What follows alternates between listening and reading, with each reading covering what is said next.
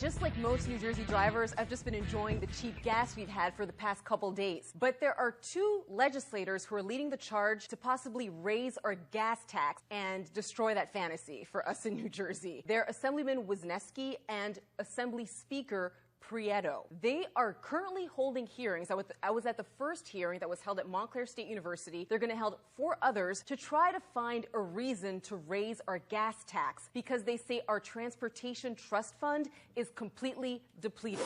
New Jersey's transportation infrastructure is in dire need of a lot of money. I asked them, how is this possible? Right now, everything that we are collecting as revenues for the Transportation Trust Fund, which is about $1.2 billion, it's all going to pay down debt.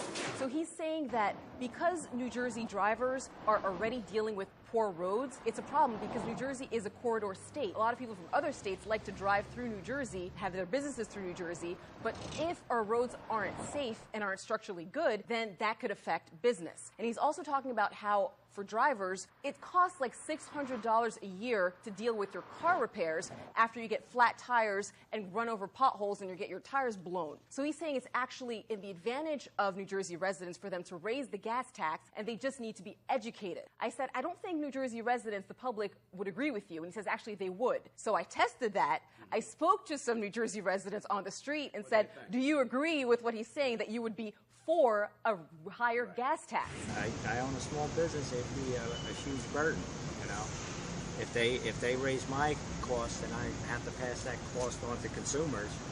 So yes, clearly New Jersey residents are not ready to raise the gas tax. They've been enjoying the cheap gas. What an incredible disconnect between the politicians and the average person. Yesterday on the show, when we talked about this, it was the first thing I said was, it's only a matter of time for the politicians to step in and want to see this as a new revenue opportunity. Bill, you predicted it, and it's not a surprise. I was at a press conference last week when Governor Christie appointed Jamie Foxx to be the head of the DOT, and the #1 issue there was the depleted transportation trust fund. Really? Well, Assemblyman Prieto's got to remember a higher gas tax means more expensive petroleum jelly for that kick-ass mustache.